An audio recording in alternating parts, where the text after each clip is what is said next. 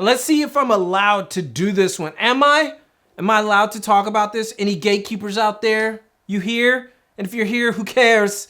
Let's talk grunge style, aesthetic, whatever would have you.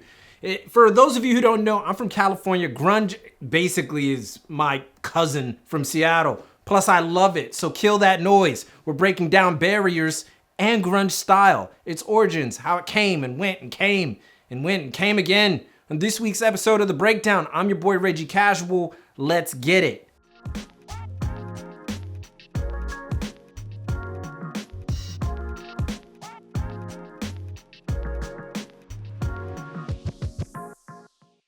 All right, so this is for all of the purists out there. The very first thing that you should know about grunge and the grunge aesthetic is that nobody who's really into the grunge scene likes that specific label. From the late Kurt Cobain to Pearl Jam to Soundgarden, nobody from the original Seattle rock scene really considered the music itself. The music itself was not considered grunge. It was just rock, just a different form of it.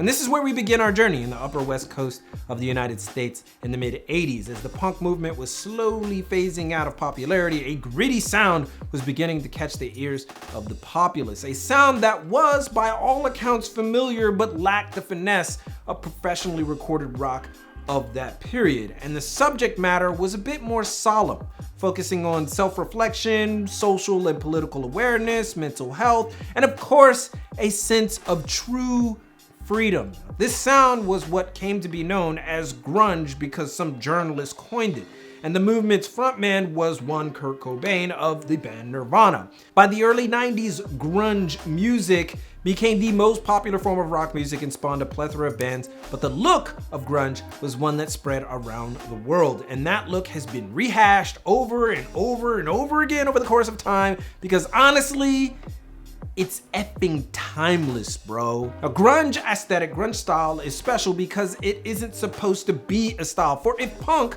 is like anti-fashion, it's an anti-fashion statement, then grunge isn't about making a statement at all. It's purely about wearing whatever the hell is available, no matter the damage or age, because you didn't have the money. And Cobain was the perfect model for this look, often performing in ripped and worn jeans, flannel, shabby long sleeves, or thrifted tees, sporting unkempt hair with an old pair of sneaks or boots. It became a statement, but anyone growing up in that same time period as Kurt will tell you it was just how people dressed because whatever the hell ever, it shouldn't matter. This is about the music, this is about the sound, and this is just what we wear, right? This is it. That's right, grunge for all intents and purposes was the perfect IDGAF style.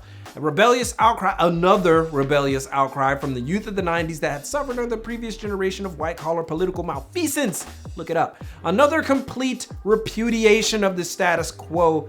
Grunge music and style challenged the very notion of what freedom, mental health, and political awareness actually was. And let's be real, young, impressionable, mostly white America ate that up. No disrespect. So yeah, the whole ripped, distressed denim, oversized flannel, or the vintage band tee look came straight from the 90s, from the grunge aesthetic, and was once cheap and easy to pull off is now ridiculously expensive if you can go designer with it. If you can, which is the antithesis of the actual movement, but more on that later. Now, while the style won over millions across the globe, the unfortunate reality was that grunge wasn't meant to become what it became. Once major recording studios and boutiques got a hold of it, the entire movement became commercialized and saturated. A lot of people left, but a lot of people just maintained the style. That, coupled with the suicide of Kurt Cobain, meant that grunge, as it were, was on its last legs, as the movement perfectly illustrated the effects of that lifestyle, drug abuse, dealing with fame. It just wasn't meant to be. It wouldn't be for almost another 30 years before grunge would make a comeback. So we make it to the 2010s and we see 90s styles emerge in a major way, from normcore to retro mountaineering styles. 90s were a hit through and through, but no style quite defined the era like the return of grunge. While grunge was still practiced by a silent minority, grunge aesthetic entered the mainstream once again as it attached itself to popular culture. And did it attach itself to popular culture like crazy? And we can attribute its meteoric rise in the West to, I know you're gonna hate this, but a little bit of Kanye, a little bit of Jerry Lorenzo, but also Dries Van Noten and Yves Saint Laurent.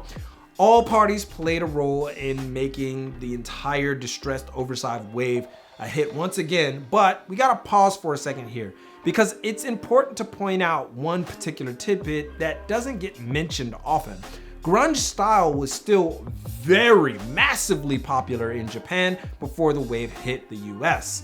Tokyo particularly has a penchant for select vintage, and a grunge aesthetic is particularly popular simply because Japan likes to rework the past all the time. There's literally stores over here that deal in that kind of look. Not to mention that punk, grunge movements in Japan are still quite strong in the country. They're not huge, but there's a strong underlying current. And a lot of the ideas that we see today come straight from Japan.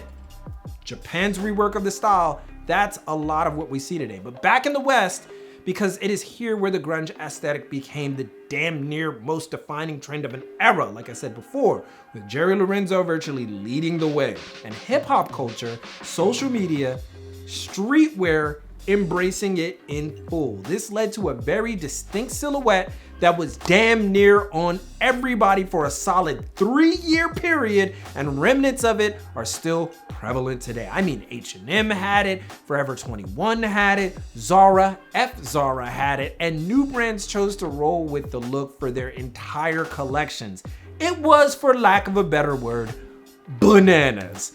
By the end of the 2010s, the grunge aesthetic still maintained its position as a go-to because it's very easy, but was clearly being pushed aside for more distinct pseudo-luxury mixed looks that really didn't fit the grunge profile, although there were elements still in there. And as fashion became more free, more individuals moved on to different looks. It's just how it is. However, grunge is still mixed in and still has the definitive voice in fashion today. Fear of God still manages to rework it and redefine it. Brands like Cav Imp invoke it from time to time. Labels like Glam here in Japan have managed to make it readily available, albeit ridiculously expensive, and many more still reference it because of its distinct character of not caring. Who would have thought that not caring would mean so much?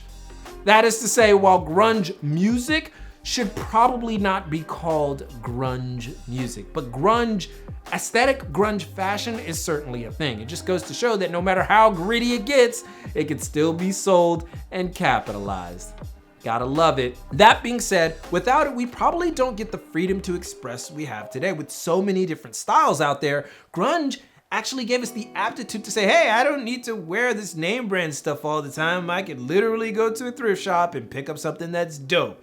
Which is probably a big reason why vintage made one hell of a comeback and is still on the upswing. But this story of grunge goes beyond what I'm talking about right now. A lot of the people in the movement hold it very dear, and even talking about it on a video will probably get a lot of frowns from them.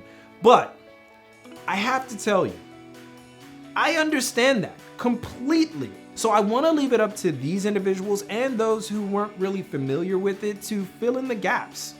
What is your idea of what the grunge aesthetic is and who represents it? Or is it just something that's easy to do and easy to attach yourself to? And should you know more about it? We're going to talk about all of these things in the overtime. So if you become a member right here on YouTube or on Patreon for The Casual, you get overtime plus a whole bunch of other goodies and stuff. You can see my full thoughts on the matter.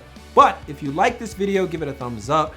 And of course, follow on Instagram for all the latest out of Japan and beyond. But most importantly, keep it locked right here for all of your info on international street fashion and culture from Tokyo. It's your boy, and keep it casual. Yoroshiku onegaishimasu. And I'll see you guys in a minute on overtime. I have reservations about calling it grunge because I know how individuals who grew up during that period feel about that term.